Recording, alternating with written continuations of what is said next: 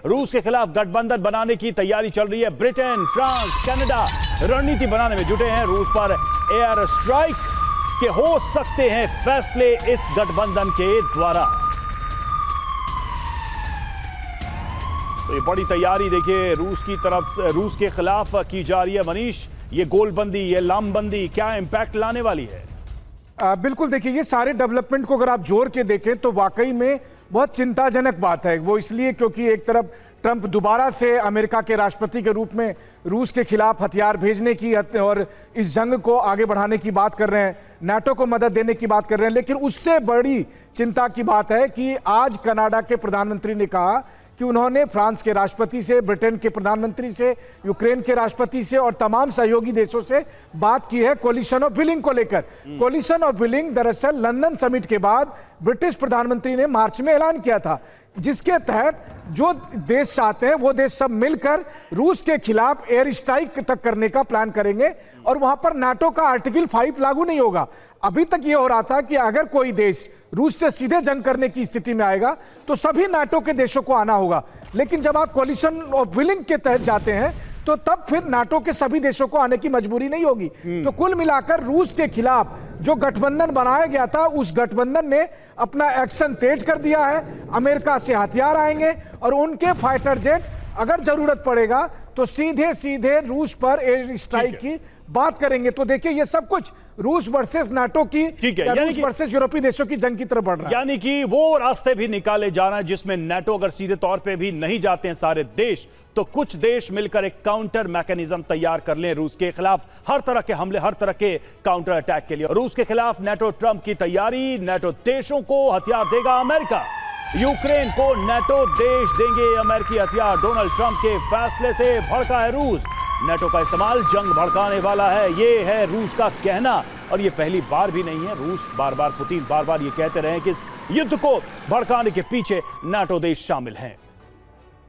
तो ट्रंप का बारूदी एजेंडा क्या है और नाटो से रूस पर कैसे हमला हो सकता है? देखिए खबर क्या है, यूक्रेन को हथियार देगा अमेरिका और नाटो के जरिए यह हथियार सप्लाई की जाएगी। पहले यूएस से हथियार लेंगे नाटो देश और फिर यूक्रेन को हथियार दे देंगे ये नाटो देश। पुतिन क्या करेंगे तब? नाटो की सैन्य मदद पर आक्रामक होंगे। कभी भी यूरोप में भड़क सकती है जंगी ज्वाला और नाटो देश को हद में रहने की अंतिम चेतावनी। नाटो देशों को अंजाम भुगतने की चेतावनी पहले भी दे चुके हैं।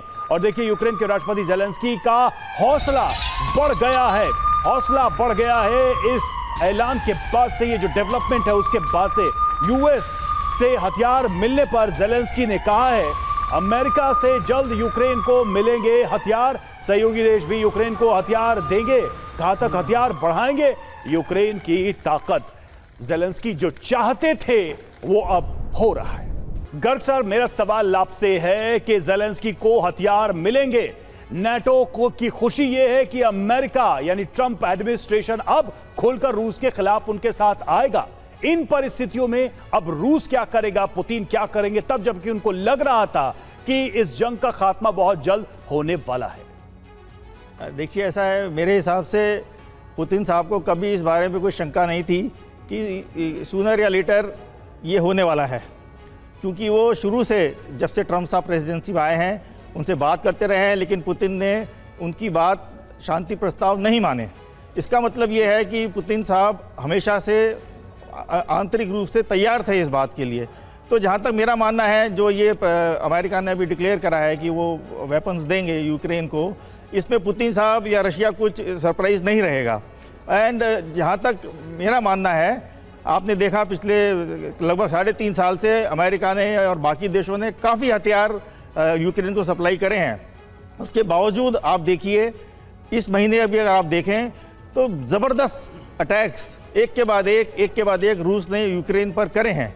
तो मेरे हिसाब से ये जो वेपन की खेप, जो नई खेप जो प्रेसिडेंट ट्रंप ने अनाउंस करी है, मेरे हिसाब से रूस के ऊपर या इस युद्ध के ऊपर कोई ज़्यादा असर नहीं पड़ेगा और आप देखेंगे कि इसके कारण रूस और उत्तेजित होगा और अपने अटैक्स और ज़्यादा बढ़ाएगा। ठीक है, लेकिन सवाल यही है कि ऐसे कई मौके आए हैं इस बीच भी जब रूस पर बड़े हमले यूक्रेन ने किए। हम सबको याद होगा किस तरीके से ड्रोन से रूस के अहम सैन्य ठिकानों को टारगेट किया गया। फिर भी यह बात सामने आई कि अमेरिका कब इस जंग में कूदेगा और अब देखिए वो स्थिति दिखाई दे रही है।